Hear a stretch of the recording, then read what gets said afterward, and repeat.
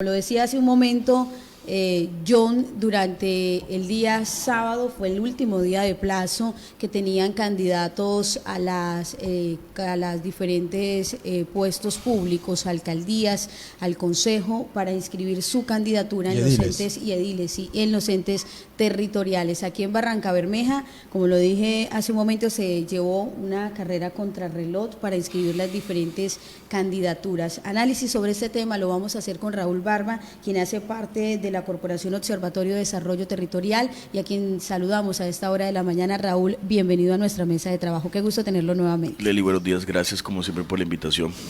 Bueno, iniciamos entonces haciendo referencia a que ya quedó listo el panorama, por lo menos lo tenemos claro en cuanto al tema de inscripciones a la alcaldía de Barrancabermeja. 6 personas, 5 hombres y una mujer son los que entrarán en esta contienda electoral para definir quién será el alcalde, el próximo alcalde de Barrancabermeja.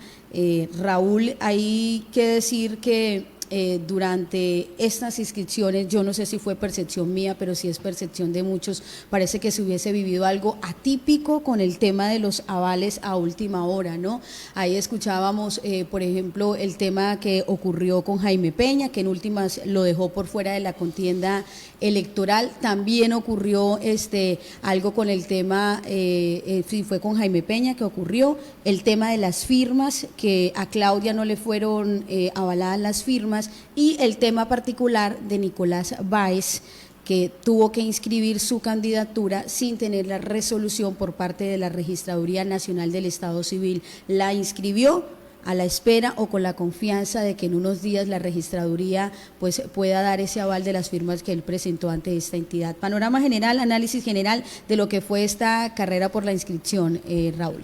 Bueno, Leslie, primero que todo, pues sí hubo un escenario bastante atípico con el tema de los avales, ¿no? Pareciera ser que a última hora se estaban definiendo aún temas de listas, inclusive hay varios partidos que todavía no sabemos cómo, no presentaron un candidato y no tenemos la certeza, todavía la claridad de a quién van a apoyar.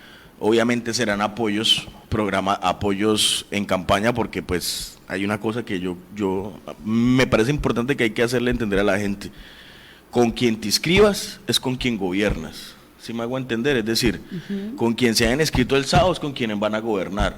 Los otros acuerdos son acuerdos de palabra, o sea, no son de gobierno, porque tú gobiernas con quien te inscribes en la registraduría. Entonces el panorama quedó bastante interesante porque hay varios partidos que no escribieron candidato y que van a terminar haciendo unos acuerdos, pero que no son acuerdos de coalición, son acuerdos de, me perdonan la expresión, de entre organizaciones, y mirar a ver quién garantiza que se cumplen, porque cuando tú haces coaliciones, pues estás en la registraduría escrito y tienes cómo hacer valer tu participación. Entonces mira que las 6 candidaturas está la primera, pues una candidatura para mí sorpresa, la de Pablo Arteaga, no lo tenía en el radar, apareció a última hora, con un partido que, le estoy sincero, no tengo claro, realmente no tengo claro dónde apareció, tengo que ser sincero, no lo tengo rastreado, no encuentro. Es el partido de reivindicación étnica. Sí, no le encuentro el último senador, el último representante, no sé por qué tienen personería. Alguien me dio a entender que la personería había acabado de salir. Hace una semana. Hace una semana, entonces yo ahí estoy como sin falta de información y prefiero como no opinar. Bueno, hagamos rastreo de candidato por candidato. Exacto. Ya usted empezó por Pablo Arteaga, barranqueño, nacido el 4 de septiembre de 1998. Él es profesional en comercio internacional, egresado de la Universidad Jorge Tadeo Lozano, especialista en gerencia de proyectos de la Universidad de Tolima, estudiante de la Facultad de Derecho de la Corporación Universitaria de Ciencia y Desarrollo Uniciencia. Un dato particular de Pablo Arteaga, que fue quien inscribió, o el autor del Comité Barrancabermeja Solidaria y Unida por la Dignidad de Nuestra Gente, quien hizo parte, ese comité hizo parte del proyecto de la revocatoria de mandato del suspendido alcalde de Barrancabermeja, Darío Echeverry Serrano. Empecemos con Pablo. Sorpresa, no había aparecido en el escenario político hasta el mismo sábado, que el viernes creo que fue que empezó a escucharse la noticia de que Pablo tenía el aval del partido PRE, quien en un inicio había dicho José Domingo Piña iba a hacer el aval para él. Exacto, ahí hubo también un incidente con el tema del aval, y se suponía que quien se presentaba como la persona a tener ese aval de ese partido pre era el señor Piña, pero pues a última hora apareció Pablo. Ahí yo qué les digo, o sea, esto es un escenario muy complejo. Desgraciadamente los partidos no están respondiendo a sus militancias, a sus procesos, y pues están apareciendo decisiones que vienen desde arriba, desde Bogotá. Entonces uno ahí solo se sienta y mira el panorama. Hay que decir que había varias personas pendientes de ese aval del movimiento político PRE. Estaba también Jairo Bonza, María Ligia Barrera, estaba el señor Piña y estaba Pablo también ahí como en la lista de posibles personas que iban a atender ese partido, ese aval por parte del movimiento político PRE. Es que mírale, lo más particular es que casi todas las organizaciones o partidos políticos, aunque no tuvieron candidatos, tuvieron gente prescrita, ¿sí me entiendes? Es decir, en el partido de la U había una intención que estaba Paul Solórzano. En el partido conservador hubo unos inscritos, Delfina, creo que el mismo Pablo estuvo ahí. En este PRE estaba el señor Piña. O sea, es decir, ningún aval estaba vacío, por así decirlo. Había gente compitiendo, pero pues a última hora se tomaran decisiones que pues cada colectividad tendrá que explicar cómo fue que hizo su Mira lo su curioso, selección. aquí tuvimos a José Domingo Piña. Y él hablaba en micrófonos de Enfoque Digital de que él ya tenía su aval definido y que él iba a ir, y que incluso su campaña tenía una frase muy contundente que era "vamos a dar piña" o algo así. Pero definitivamente el tema, y yo lo decía, que el partido relativamente era joven, era un partido que iba a salir en las contiendas, pero bueno, el movimiento político que se da, digamos, en estas contiendas electorales, lo que tú decías, Raúl, y es que definitivamente en Barrancabermeja no había ningún partido político que no tenía, digamos, un candidato que estuviera, o un precandidato que estuviera ahí en línea, pero al final algunos partidos se quedaron sin candidato. Yo creo que la más sorpresiva fue la de Pablo Arteaga, ¿no? Sí, por eso yo lo arranqué como de primero, porque para mí, pues sorpresa, no lo tenía en el radar, sabía por fuentes que estuvo precandidato dentro del Partido Conservador, pero pues ustedes fueron protagonistas de lo que sucedió con Delfina, entonces eso creó toda una situación compleja ahí. Creo que el partido decidió no definir candidato, pero él estaba en esa precandidatura. Raúl, el hecho de que Pablo haya estado ahí dentro del tema de revocatoria del suspendido alcalde Darío Echeverry Serrano, eso puede jugar dentro del análisis que tú puedas hacer, ¿eso puede jugar en contra o a favor de él? Pues mira, lo que pasa es que Pablo hizo parte de la revocatoria, pero también hizo parte del gobierno. Sí. Entonces a mí me parece que eso es como una suma y una resta.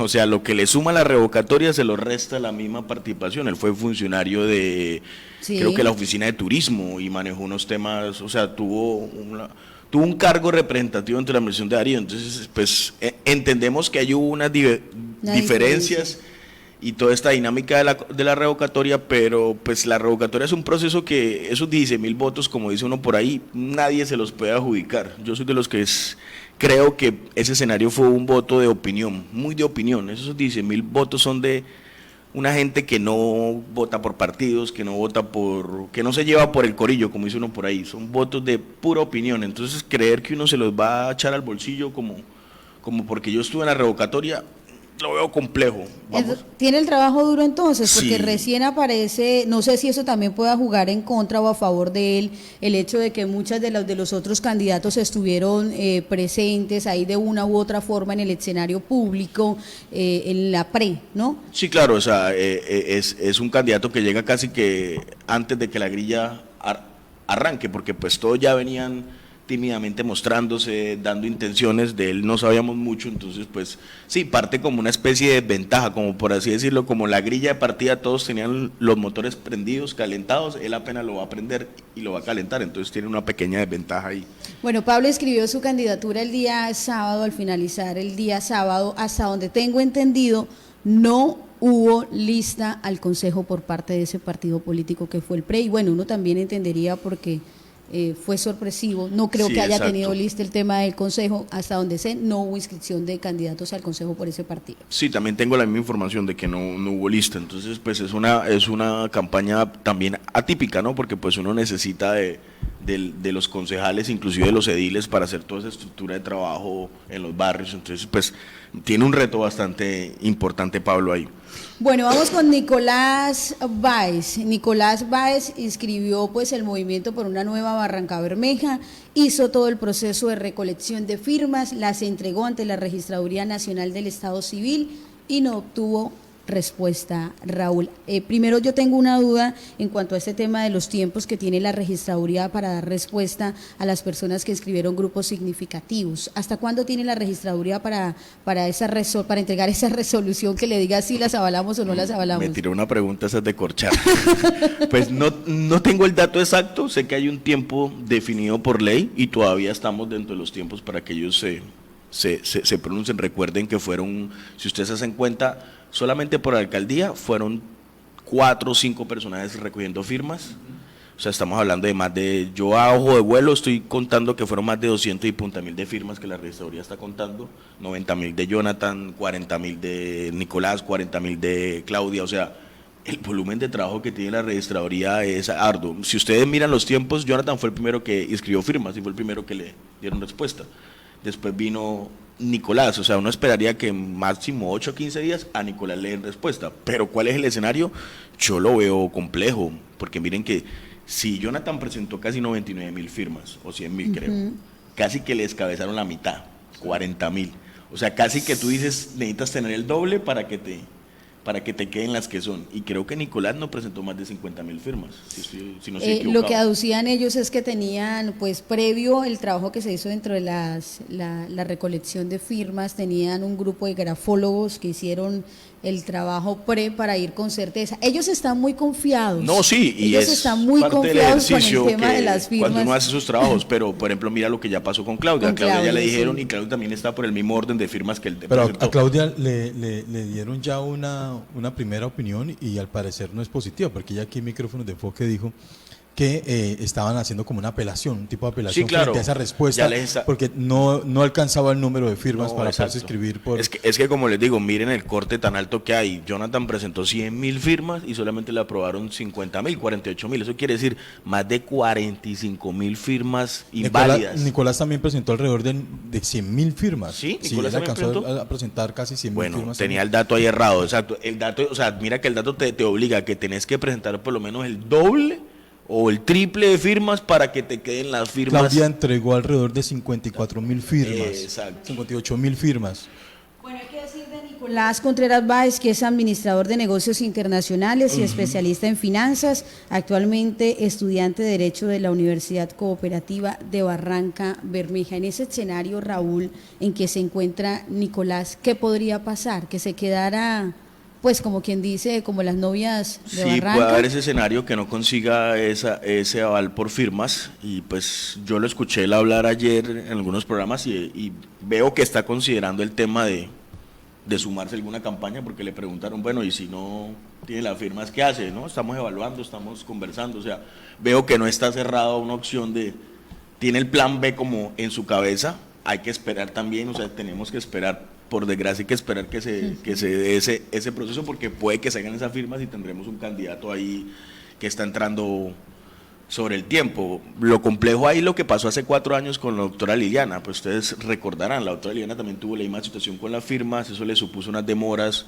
unos retrasos en salir como a hacer el proceso de campaña, entonces eso juega en contra de uno, esa incertidumbre. La ley de tu militancia, oiga, no tenemos aval, o sea, es un tema complejo. Él debe estar, como dicen por ahí, cerrando el corral para que los pollos no se salgan por ningún lado, o sea, para que nadie se le salga y tenga cohesión mientras le dan su tiene que estar haciendo respuesta, guiños mientras. Manteniendo toda su votación controlada mientras se define qué va a pasar con su aval. Él es un muchacho joven, pues está entrando en ese sector, en ese segmento de candidatos nuevos jóvenes.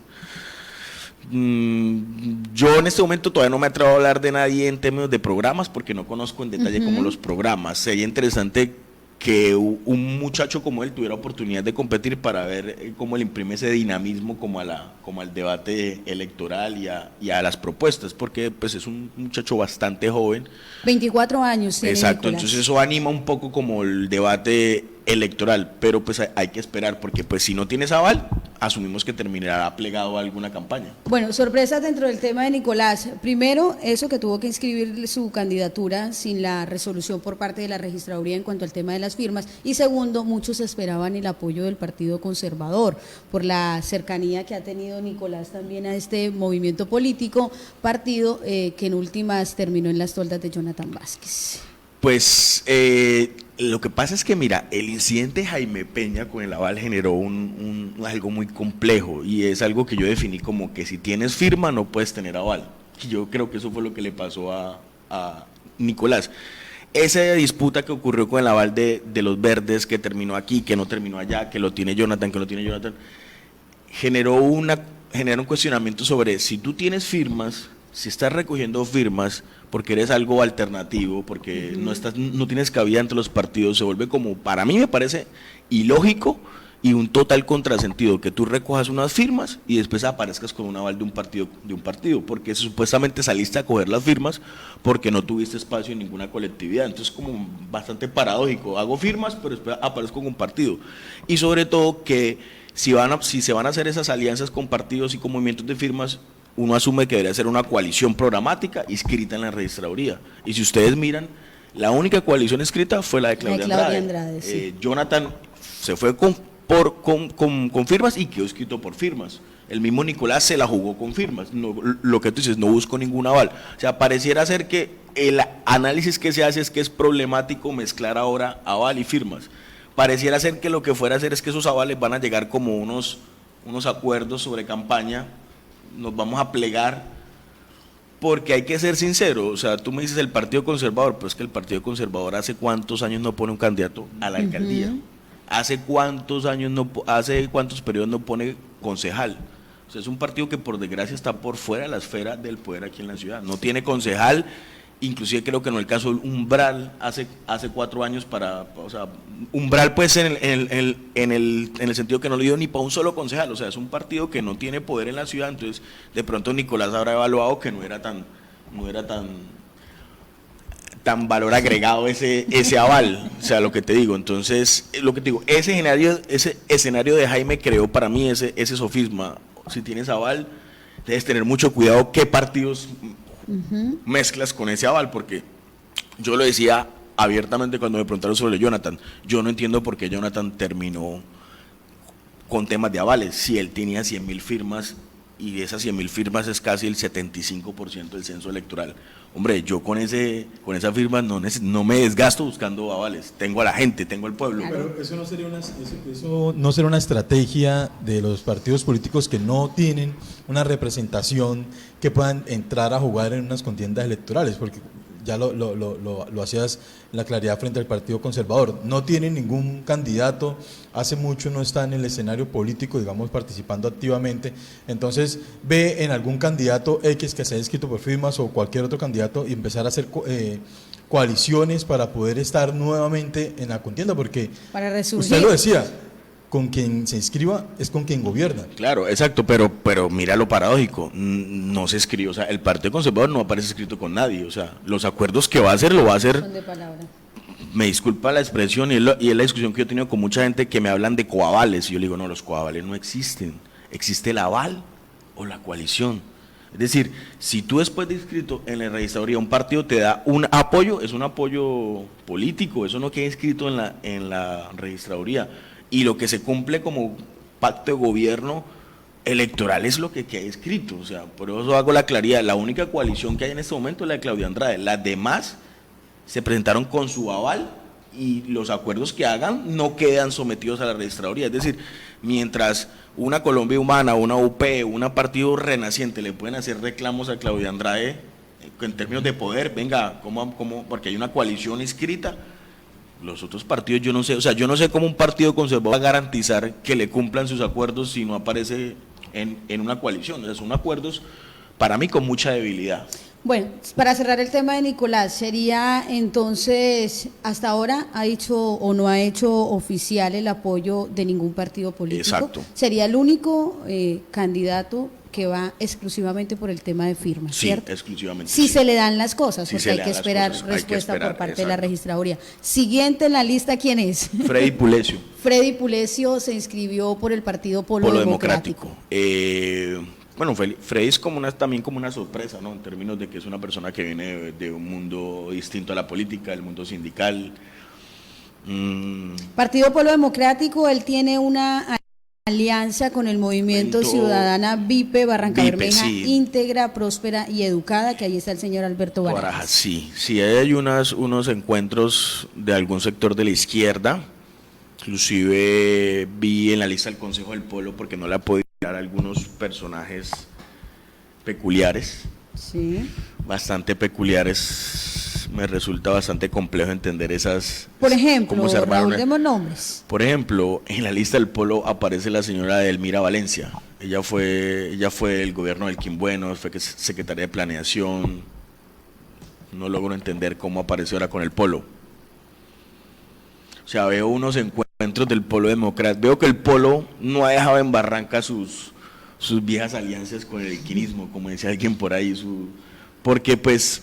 Le voy a leer la lista del Polo del Léemela, Consejo, por o sea, favor. aquí se la tengo completa, dice. Elmira Valencia es la primera en la lista, Sharon Stephanie Quintero Cruz, María de los Ángeles Camacho Cárdenas, Adriel Beleño Casado, Yasser Cruz, Sí, quien es actual el concejal, actual concejal. David Martínez Pérez, Simón Alberto Hernández Oliveros, Benini Emiliano Saavedra, Amelia Parra, David Mayorga Osorio, Leonardo Jaramillo, Jonathan Yate González, William José Romero, Judith González, Sandra Patricia Carvajal, Jorge Eliezer Jaramillo Calderón y Alexander Trejos Caballero. Mira lo que te digo, Elmira Valencia es una lista. Sí. Y tú la rastreas y ella no es una persona que haya hecho parte del Polo Democrático. Ella viene de las toldas del equinismo. Entonces es bastante peculiar esa lista del Consejo. Está Yasser Cruz, que es un actual concejal. Todos sabemos que la lectura que tiene la comunidad de los actuales concejales no es la mejor. Pues por lo menos si ustedes me preguntan, yo por ninguno de ellos votaría. Pues lo digo tranquilamente, no encuentro qué fue lo que hicieron, cuál fue su papel, cuál fue su protagonismo. Entonces, Freddy tiene un discurso interesante, porque habla de Sí. luchar contra la corrupción, pero El hay tema ambiental. el tema ambiental, pero alrededor de él hay unos lunares complejos. O sea, vuelvo y te digo, está Yasser Cruz, que es un concejal que ha sido ¿Cuáles de serían los gobierno. lunares para usted que tiene entonces Freddy? Decía la señora Elmira Valencia. Elmira Valencia, porque ella representa otro, no los idearios del Polo, sino un sector del elquinismo claramente identificado. Yasser Cruz, que es un candidato, que es un concejal que es de gobierno, que es de esta administración, que participó de lo que ha pasado en esta administración, que uno nunca los ha escuchado crítico frente a lo que pasa. Entonces es un escenario negativo y hay un tema muy fuerte con Freddy en redes sociales. Y es que Freddy asumió una posición antirrevocatoria, inclusive llamó al abstencionismo. Entonces eso es una Se le cosa puede que, eso es cobrar una factura, cosa que ¿no? sí, las cuentas de cobro la gente los da. Y independientemente de esos 16.000 votos, la sensación que quedó en ese escenario es que quien hablaba de un abstencionismo en la revocatoria, es bastante complejo que hoy pida su voto a la gente, porque la revocatoria era una posibilidad de votar, y negarse a la gente que votara, muchos consideraron que era algo en contra de la democracia. Entonces Hay otro factor con el tema de Freddy y es el apoyo de la USO, ¿no? Hay una Pero yo hay unas yo no lo diferencias veo, ahí yo no lo en veo cuanto ese al apoyo tema de de la la USO. USO. Bastantes diferencias con Sí. la presidencia de la USO. Inclusive yo no veo que él tenga apoyo de la USO, te voy a decir, yo el rastreo que he hecho es que inclusive los señores de la USO, uno por sus redes sociales lo que ve es que están con Alfonso Lash. Pues mi lectura es que están con Alfonso Lash, porque uno les ve manifestaciones de ese será el mejor alcalde, es el más experimentado. Entonces yo no los veo ellos con Y es Freddy. contradictorio, ¿no? Porque Freddy es Bastante, un líder sindical bastante, de muchos años, bastante. de mucho trabajo acá Que en estuvo Barranca exiliado. Bermeja. Claro, él este estuvo país por ese- exiliado por temas de seguridad. Sí, eso es bastante peculiar. Pero, por ejemplo, mira lo otro peculiar, que hay un sector de lo que era la Colombia Humana que está con Freddy, que es la que representa a Ricardo Durán, que era un La personaje, Colombia Humana. un que sector hizo- de la Colombia Humana, un sector, o sea, una parte, que está en torno a este personaje Ricardo Durán, está con Freddy. Entonces Freddy termina también aglutinando como unos sectores de izquierda que están por fuera de otros escenarios. Entonces hay que ver, o sea, yo no diría que es una campaña sorpresa, pero hay que ver qué tanta energía, qué tanta gasolina tiene Freddy para lo que se viene, porque es que ahora empezó la carrera de verdad, qué tanto va a tener para debatir. Lo vimos en el debate del distrito un poco limitado, falto de argumentos. no de argumentos, sino de mayor conocimiento del tema. Aunque yo lo he dicho abiertamente, ese debate era un tema demasiado especializado. Yo no sé hasta qué punto yo necesito que mi alcalde sepa tanto de distrito cuando eso es un tema especializado, pero lo vi como con debilidades. Entonces creo que es un reto para ver lo que se le viene, todo el tema del debate, todo lo que va a haber con el tema de redes sociales, la plaza pública. Vamos a ver qué pasa y vamos a ver el polo cómo enfrenta ese reto. Ahí detrás está Roberto Esmalvás, están unos sectores clásicos de la izquierda. De un modo u otro la izquierda se dividió, si ustedes lo miran así. Sí. Hay un sector que está con Frey y otro sector que está con la doctora Claudia Andrade. Bueno, de Freddy saltamos a Alfonso El Hash. Alfonso hizo una inscripción de una candidatura en silencio. Vimos en las fotografías solamente a su señora esposa y sus hijos. No nos enteramos los medios de comunicación, porque cuando nos enteramos fue que ya estaba la foto de Alfonso en la registraduría. Pasó algo también peculiar con Alfonso El Hash, quien públicamente se le había anunciado por el partido Colombia Justas Libres, terminó inscribiéndose por el maíz. Sí, eso fue bastante, a mí me dejó bastante groggy, como decimos por ahí. O sea, yo no la veía venir. O sea, yo esperaba que Alfonso o se inscribiera por ese Colombia Justa Libre, que ya había hecho todo el anuncio, todos los procesos, o apareciera con un cambio radical, ¿no? Es como su partido cercano, y apareció con el aval de Maíz, que pues es un partido que tiende a ser de izquierda. O sea, a mí me dejó, les cuento que yo no sé cómo interpretar eso, porque es que el Partido Colombia Justo y Libre es un partido de derecha, con unas posiciones bien complicadas en unos temas. Ya nos va a explicar ese tema, Raúl, porque tenemos que despedir la audiencia en Telepetróleo. Los invitamos a que se conecten con nosotros a través de nuestra página en Facebook, elenfoque.com.co, y sigamos esta discusión, porque aquí vamos a seguir dialogando con Raúl a terminar ese barrido por las 6 personas que ya quedaron inscritas formalmente ante la Registraduría Nacional del Estado Civil para pelearse por el primer puesto acá en Barrancabermeja, por pelearse la alcaldía del Puerto Petrolero. Los invitamos a que se queden en el canal Telepetróleo con el programa Panorama. Hay invitados hoy en el programa Panorama. Va a estar Juan Carlos Quiroga, candidato al Consejo de Barrancabermeja por el Partido Conservador, y estará también, a propósito, Raúl Alfonso El Hash, candidato a la alcaldía por el Partido Maíz. Despedimos a nuestra audiencia de Telepetróleo. Aquí vamos a una pausa y ya regresamos. Seguimos conversando con Raúl Barba de cómo quedó este panorama político en el Puerto Petrolero. Encuéntranos en Facebook como elenfoque.com.co. Dale me gusta a nuestra página y síguenos para que se activen las notificaciones de nuestras publicaciones y así estés conectado con lo que acontece en Barrancabermeja y la región. Somos elenfoque.com.co. Información, análisis y opinión. Esta es una oportunidad de inversión para usted. Se vende o se arrienda edificio en excelente zona empresarial de Barrancabermeja, ubicado en la calle 49, número 1532 del barrio Buenos Aires. Son 4 pisos con excelente distribución. Mayores informes al 321-491-5333 o al 312-550-3422. En Emilú Estampados acogemos tus ideas y las hacemos realidad. Encuentra en nuestra tienda mugs personalizados. Estampamos vasos, gorras, mamelucos, tulas, llaveros, lapiceros y mucho más. Encuéntranos en la carrera 32, número 7385 del barrio La Floresta. Celular 318-557-8295. En Emilú Estampados, tú lo imaginas y nosotros lo creamos.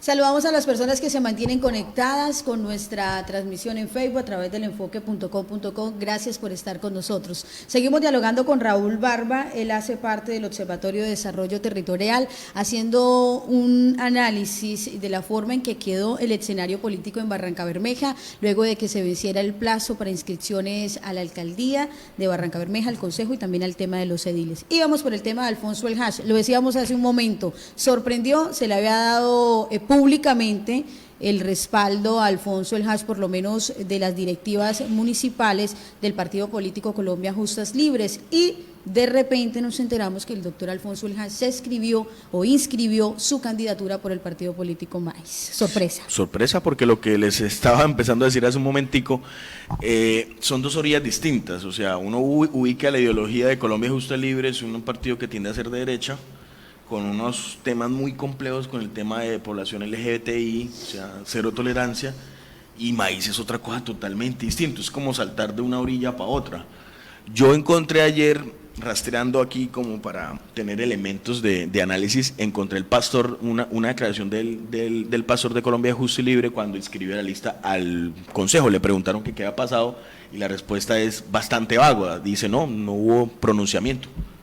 No hubo pronunciamiento, entonces a él le preguntan ¿y qué pasó? Entonces él cuenta que Alfonso lo llama el martes y le dice que va a renunciar al partido, sí, y que va a renunciar a su aspiración porque considera que no le definen el tema. Entonces, bastante complejo ese tema porque aunque las directivas locales y departamentales le habían dado su apoyo, inclusive apareció por ahí en una convención de partido aquí local, a última hora termina sin ese aval y con un aval totalmente distinto. Vuelvo y te digo, porque es que, o sea, cambiar de Colombia Justa Libre a Cambio Radical no hubiera sido normal, pero es que es saltar de la orilla de la derecha y casi que de la extrema derecha, en el buen sentido de la palabra, quiero hacer la claridad, no estoy diciendo que extrema derecha en el sentido que tiene unas posiciones muy radicales con temas como el de la comunidad LGTBI, a pasar su movimiento Maíz. O sea, ustedes miren a quién avaló Maíz en todo el país, a Holman Morris, a Sergio Isnardo.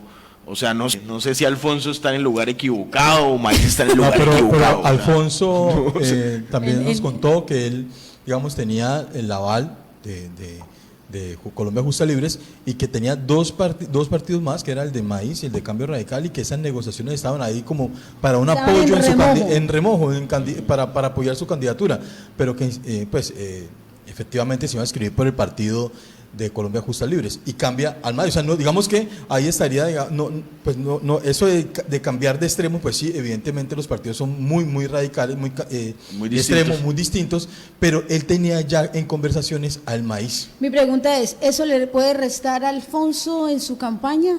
Pues a mí me parece que no es que le resta, pero sí lo pone a arrancar como de cero. ¿Sí ves? Inclusive si ustedes miran, el hombre ya cambió algunos diseños, algunos colores de su campaña. Cambiaron las piezas comunicacionales. Eso fue inmediato. Claro, exacto. Entonces es como arrancar de cero en términos, por ejemplo, en términos comunicacionales de poner una imagen y unos colores, terminas que arrancar de cero. Lo otro que yo veo una debilidad es cuando vi la inscripción de la lista de Cambio Radical, que es una lista fuerte, por así decirlo, fuerte en el sentido de que están los mismos de siempre. Ellos dicen que van a obtener más de 15.000 votos, ellos no manifiestan que no tienen candidato, entonces uno dice, oiga, Alfonso llegó sin una pata, porque uno esperaba que ese Cambio Radical manifestara por lo menos abiertamente que lo va a apoyar a él. O sea, yo no veo tan fuerte esa campaña. Yo hace 2 meses tuve la oportunidad de conversar con alguien cercano a él que me decía que ellos tenían todos los sectores copados. Yo hoy veo que esos todos sectores copados no están tan copados y veo que casi que me arriesgaría a decir que Alfonso en ese momento está replanteando toda su estrategia, totalmente. O sea, todo lo que él tenía en su cabeza se le cambió, toda la partitura. Entonces eso es arrancar de cero y perdió tiempo porque es evidente que hay un candidato que desde enero está haciendo campaña por todo el proceso que viene haciendo y aquí le va ganando. Usted hablaba de los lunares de Freddy, ¿cuáles serían entonces los de Alfonso? A mí me parece que ese cambio de partido se le va a generar problemas. Porque, por ejemplo, yo entiendo que alguna de las preocupaciones de Colombia Justa y Libre era el tema de las alianzas que tenía Alfonso con algunos sectores del LGTBI. Entonces, no sé si ese sector, al salir Alfonso de ese partido, volverá o no volverá. Esa ausencia de su partido natural o de su colectividad más cercana, que es Cambio Radical, que no la veo tan cercana a él, lo veo que puede tener debilidades en su campaña. Bueno, seguimos entonces, dejamos el tema de Alfonso. Jonathan Vázquez. Y vamos con Jonathan. Bueno, Jonathan también estaba esperando el tema de la registraduría. El día sábado se había anunciado que iba a inscribir su candidatura sobre las 10, 11 de la mañana. Estuvimos allí haciendo presencia. se mantuvo ahí como en stand-by la inscripción, dijeron que la registraduría pues había tenido inconvenientes con el tema de las citas, que se habían retrasado y no se hizo la inscripción en las horas de la mañana. Cierto tiempo después, póngale término de 1 hora, se conoció que ya tenían el aval por parte de la registraduría.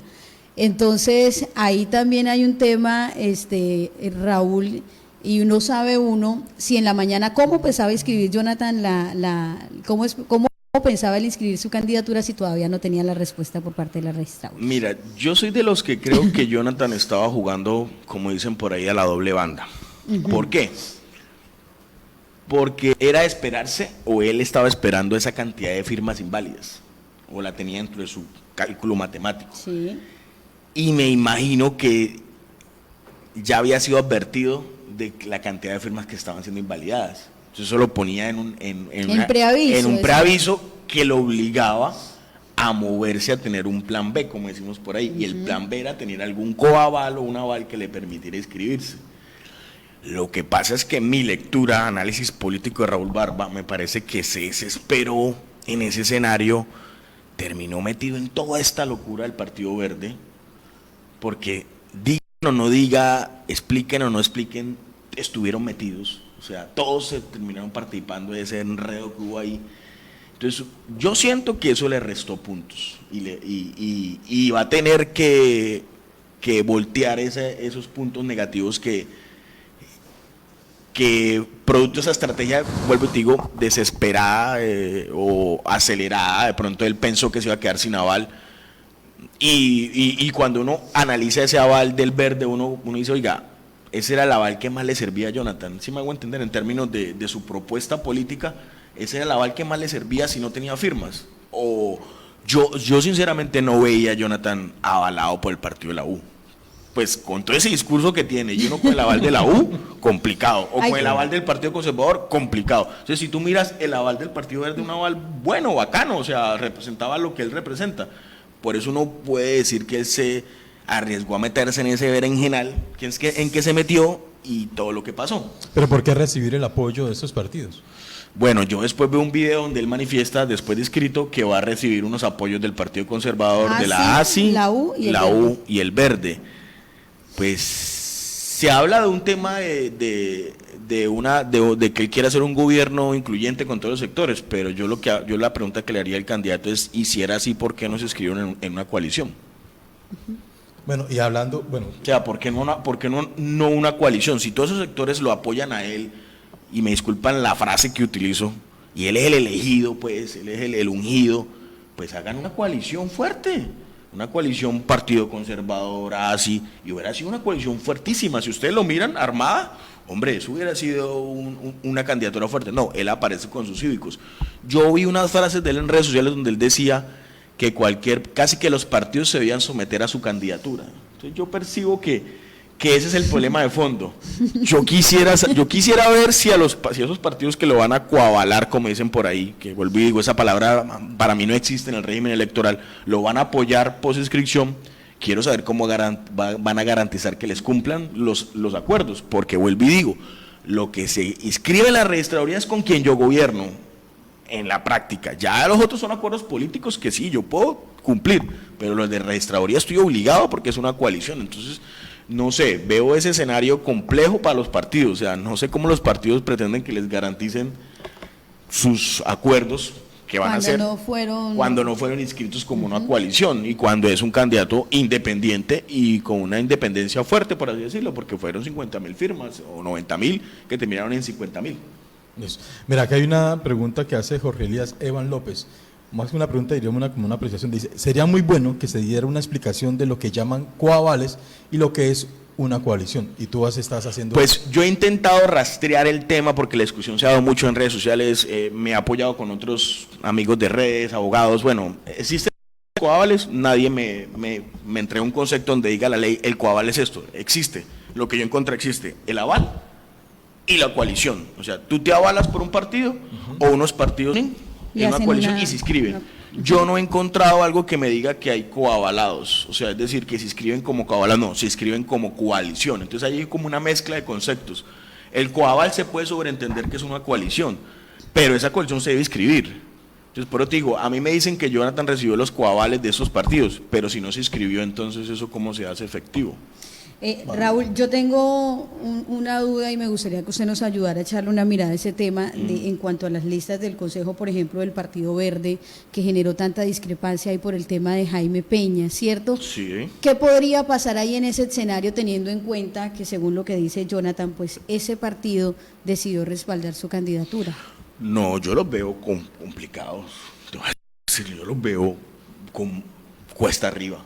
O sea, el año que subió el partido fue... Creo que fue el gran perdedor, fue claro, el Partido Verde como tal como después colectividad perdió esa legitimidad dentro del proceso que había, perdió la confianza en su militancia, la lista terminó, inclusive entiendo que Miriam Guerrero, la primera de la lista, renunció, o sea, la primera en la lista, eso no debe verse como un hecho casual, es importante, era la primera de la lista.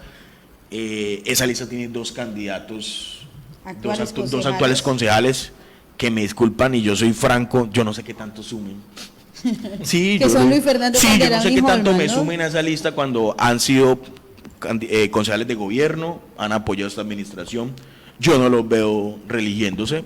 Si me equivoco, pues me la cobrarán, porque así funciona en política, pero no los veo religiéndose. Veo que esa lista terminó desdibujada, o sea, inclusive alguien decía que no se iba a escribir y terminó escribiéndose, o sea, para mí eso termina mal, eso no va a terminar muy bien, y inclusive no sé cómo van a manejar ese tema de Leonidas para la gobernación, porque aquí hay casi que 3 candidatos que terminan apoyando a Leonidas, sin decirlo. El mismo Jonathan pareciera ser que lo va a apoyar, el mismo Frei lo apoya, Jaime Peña lo estaba apoyando, entonces, no sé, veo esa lista del partido complicada y en un escenario que implica reconstruir partido, porque es que el partido fue el que quedó totalmente deslegitimado.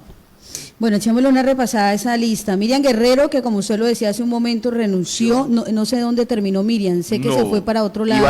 Entiendo que iba a ser como un comunicado y se iba y no he encontrado como el pronunciamiento de ella sobre el tema. César Augusto Guzmán, Cilia Gutiérrez. César, que es de la línea de Yiddish.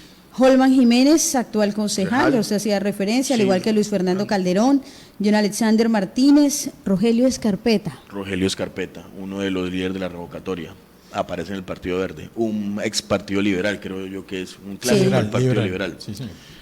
Bueno, Daniel Solano, Dana Michelle Telles Lescano, Marilyn Daniela Tobar Flores, Alfredo León Villamizar, Diego Alejandro Gómez, René Ramírez, Jorge Isaac Padilla, Shinley Dayana Vental y Jessica Natalia Suárez Cuadros y Francisco Javier Silvia Pacheco. Esa lista es interesante porque es una diversidad, pero vuelvo y te digo, el escenario de lo que pasó con Jaime Peña los pone cuesta arriba, les pone muy cuesta arriba la situación para lograr legitimidad ante la gente, o sea, inclusive la elección que ellos hayan como partido, que no está claro si es Jonathan, porque pues yo no he visto el comunicado oficial, yo solamente hablo sobre comunicados oficiales, que puede generar, por ejemplo, dentro de la lista, que si haya todavía gente que considere alguna lealtad a Jaime y ante los Jonathan se termine de romper ese escenario. O sea, yo veo este partido muy, muy roto, inclusive si ustedes vieron generó un efecto hacia Santander, hubo una pugna entre Fabián Díaz, que es el representante a la Cámara por una coalición donde están los verdes, y Leonidas, claro.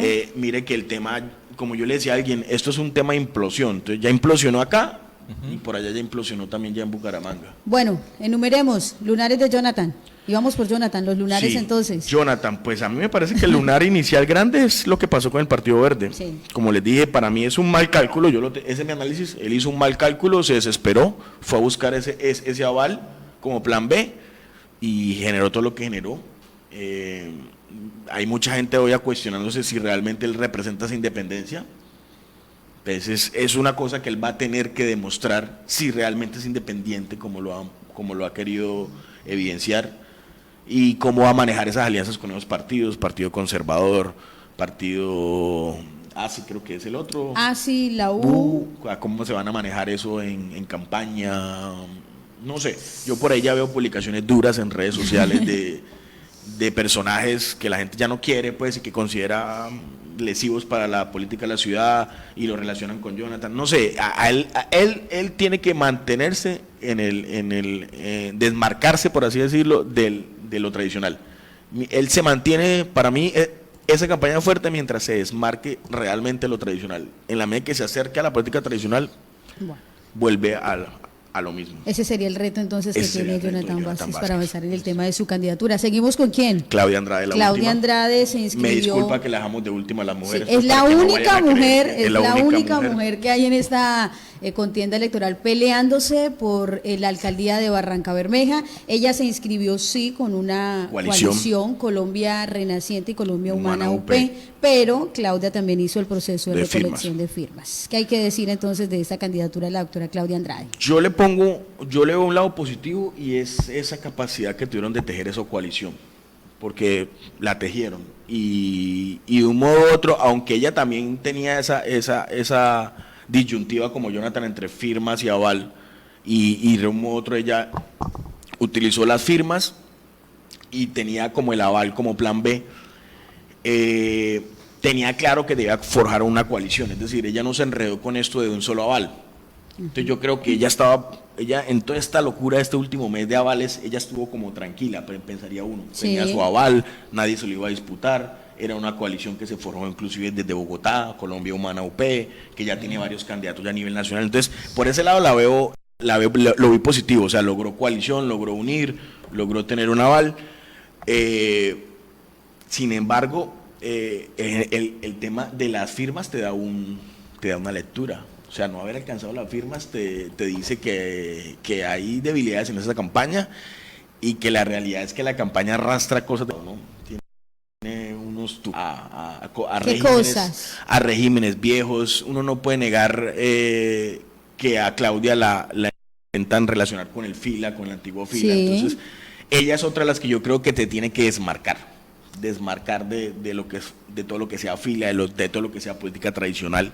Se tiene que desmarcar totalmente. Acá por lo menos ella dijo que no iba a tener el apoyo de los liberales. Sí, claro, de hecho el Partido Liberal se fue solito por allá con una lista que yo diría que está condenada también al fracaso, porque no son partido de gobierno y ahora no pueden aparecer diciendo que todo va a cambiar cuando han estado dentro del gobierno actual. Yo que veo problemas con Claudia, cómo mantiene esa coalición de la izquierda. Como dicen por ahí, cómo mantienen todos esos monos en la foto, porque ahí hay unas, ustedes saben cómo la izquierda, sí. Miren cómo está fraccionada, hay un sector con Freddy, hay otro sector con ella, entonces vamos a ver si ella logra mantener esa Colombia Humana UP junta y ese Renaciente, hasta dónde, cómo controla uno esa coalición, porque es que aquí es coalición y aquí todo se sopesa en conjunto, o sea, ya no actúa como los otros candidatos que son aparentemente un poco más autónomos. Entonces el reto en ella está en manejar esa coalición y cómo se desmarca de la política tradicional que representaría ese FILA, que nadie quiere volver a nada de eso del pasado. Eso yo quiero decírselo a la gente. Algo claro de estas elecciones es que hay un escenario real de renovación. La gente no quiere más de lo mismo, ni los mismos personajes, ni los mismos discursos. Entonces, eso es un reto para todos. Yo quiero hacer aquí un final como análisis del tema de firmas, y es, independientemente de lo que sucedió con cada candidato, globalmente el tema de firmas, lo que va a suceder en los próximos 4 años va a ser complejo. Yo quiero ver quién va a recoger firmas los próximos 4 años, porque se recogieron casi 100 y punta mil de firmas, y uno a veces le queda la sensación si la gente firmaba porque sí, o sea, si realmente esas firmas representan una ciudadanía activa, beligerante, participativa, o realmente fue un ejercicio de regalar unas firmas. Entonces, como ya o fue estrategia de los... O sea, yo sí quiero ver en 4 años quién se va a meter en esa vaca loca a recoger firmas y a quién le van a dar firmas. Bueno, o digamos que los candidatos que se inscriban por firmas, digamos, tengan más coherencia en el ejercicio de la representación ciudadana, ¿sí? Para que se vayan definitivamente por su movimiento ciudadano. Exacto. Significativo y no estén buscando avales políticos, o que se haga una reglamentación frente a esa figura. Claro. Sí, porque digamos aquí hemos tenido conversaciones con personas de la MOE, y ellos dicen, bueno, definitivamente lo pueden hacer, ¿sí? Usted puede inscribirse por firmas y después irse por un aval de un partido. Lo que pasó. Sí, pero el tema es éticamente, son exacto, como la ética, o sea, como que, oiga, es lo que yo decía ahorita cuando arrancamos. Si yo tengo 100.000 ciudadanos que me votaron y el censo electoral es de 150.000, o sea, tengo 75% de censo electoral. Hombre, yo tengo a la ciudadanía apoyándome, yo no necesito los partidos, en teoría, o sea. Pero es que cada ciudadano puede firmarle a cualquiera. Uno le puede firmar Eso es lo complejo de las firmas. Y lo otro, yo les digo una cosa, yo nunca había de firmas en la ciudad. O sea, ¿sí me entienden cuando uno dice ambiente de firmas? O sea, uno no veía lo que pasó hace 4 años con el fenómeno de las firmas de Jonathan, con las firmas de Ileana. Yo sí vi ambiente de firmas, o sea, yo veía gente recogiendo firmas y uno veía el tema. Yo hoy lo vi un tema muy por ahí, un subterfugio, por ahí uno se los encontraba de vez en cuando, algunos pelados, y inclusive a mí, yo les digo una cosa, yo no firmé, porque yo no firmo eso, pero nunca me ofrecieron planilla para firmar tampoco. O sea, entonces me pareció gracioso que dijeran que uno cuenta casi 200.000 firmas. Eche, pero a mí nunca me pusieron a firmar.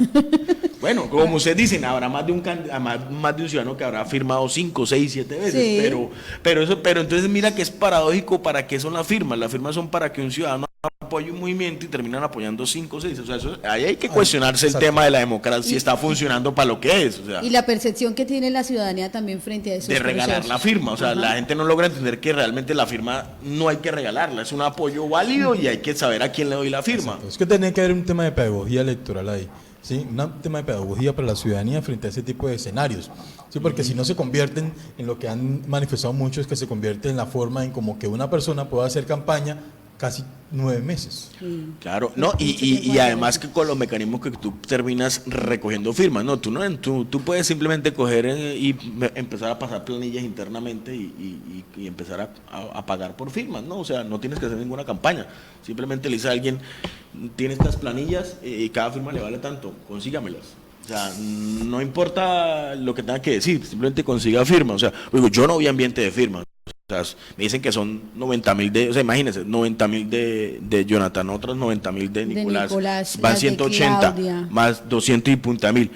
No joda, tenemos una ciudadanía activa, 230.000 firmas. Ojalá esa ciudadanía, o sea, yo solo aspiro que esa ciudadanía salga a votar. Bueno, pero y se vea dentro del porcentaje electoral que va a caer el voto en blanco, que no haya abstención, porque tenemos una ciudadanía viva. Esa cifra es un poco, digamos, jocosa, porque al final termina siendo tal vez los mismos 90.000 que le firmaron a uno, le firman los 90.000 al siguiente, y esos 90.000 le firmaron 54.000. Yo me quedaría con la cifra de 50.000 con el que ya aprobaron. Jonathan aprobó. Realmente son 50.000 que votaron, que firmaron 5 y 6 veces. Son 50.000. Raúl, ya para avanzar y cerrar un poco ese tema de ese análisis tan interesante que hemos hecho hoy acá en la mesa de trabajo, me preguntan sobre el voto en blanco. ¿Se le puede hacer campaña al voto en blanco? Porque recordemos que hay aquí, y ya se tejió, personas que aspiraban, por ejemplo, está el tema de María Ligia Barrera, está el tema de José Domingo Piña también, que han dicho que le van a apostar al tema del voto en blanco. ¿Qué papel puede jugar el voto en blanco dentro de esta contienda electoral? Hay que ser realista con análisis, porque yo no me voy a engañar y los voy a engañar a ustedes. El voto en blanco en Barranca nunca ha tenido peso, para decirlo sinceramente. Nunca ha tenido mayor peso. No tengo problema en decirlo, yo hace 4 años voté en blanco. Consideré que ningún candidato era de mi agrado y voté en blanco. Yo creo que el voto en blanco es un medidor de la madurez de una democracia. Porque es que la madurez de una democracia en decir, mire, yo no tengo candidato y no elijo. Eso no es tan malo como a veces dicen que el tibio, que es que se tibió. Eso depende de qué certamen. Para las presidenciales sí, a veces es complejo hablar de un voto en blanco cuando se está definiendo país.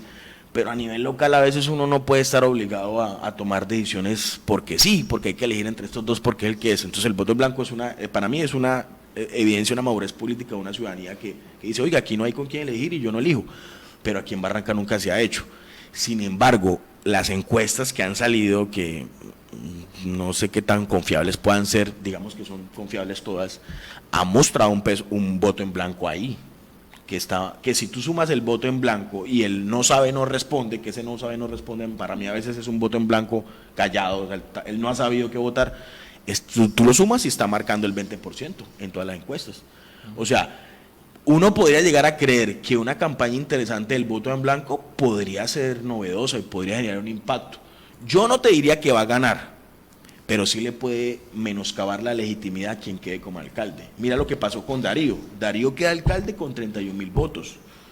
31.000 votos no más. Él nunca entendió eso. Él nunca entendió que él no había sido elegido como el Quimbueno, que ganó con 50.000 y más o menos él tenía una mayoría. Entonces él tenía que administrar unos acuerdos con los otros partidos y nunca lo hizo y terminó todo lo que terminó. Entonces uno se pregunta, en un escenario como el de ahora, gana un candidato con 25.000 votos y te aparece un voto en blanco con 15.000. ¿Usted cómo administra ese gobierno y cómo no hace acuerdos con esa ciudadanía que no votó por usted? O sea, el candidato de ese alcalde tiene que entrar a hacer acuerdos grandes porque tiene otros candidatos con 15.000, 10.000 y un voto en blanco. O sea, si tú sumas todos los candidatos y el voto en blanco son más votos que él. O sea, para mí sí va a jugar un papel en ese sentido, en que va a ser una pequeña fuerza que va a surgir. No digo que va a ganar, no creo que gane. Sería un fenómeno extraordinario. Ustedes saben qué pasa si gana el voto en blanco. Todos salen de la contienda y habría que hacer nuevas elecciones. O sea, si ustedes me preguntan a mí, yo hasta este momento no tengo candidato y por ahora creo que voy con el voto en blanco. Mire lo que dice María Ligia Barrera. Yo, María Ligia Barrera, puedo hacer campaña al voto en blanco institucional con un hashtag no más de los mismos, apoyando y siendo coherente a mis 18.000 firmas. Sí, María Ligia aquí nos contaba que ella había caminado prácticamente con sus hijos sin dinero, y sin dinero, sin nada, sin y dice que recogió 18.000 firmas. Es que yo lo voy a comparar con un dato, no es para compararlos, pero sí lo extrapolo. 18.000 firmas, 16.000 votos de revocatoria. Mire que la cifra está por ahí. 24.000. 15.000, ¿cuánto? 24.000, ¿no? 24.000. No, ¿cuántos son? No, o sea, que el dato de gente que no considera que este régimen funcione o que esta administración funcione está como en ese margen, 10.000, 15.000. Fueron 16.000 de la revocatoria, ella consiguió 18.000 firmas. Sí, o sea, uno podría decir que hay 10.000 personas aquí que le podrían poner ese voto en blanco. Sí. Y eso no es despreciable, o sea, vuelvo y te digo, y es entender cómo funciona la legitimidad en la democracia. Yo gano una alcaldía, tengo unos votos, pero yo tengo que mirar cómo quedó el panorama. Yo no gano solo, y es lo que nunca entendió Darío.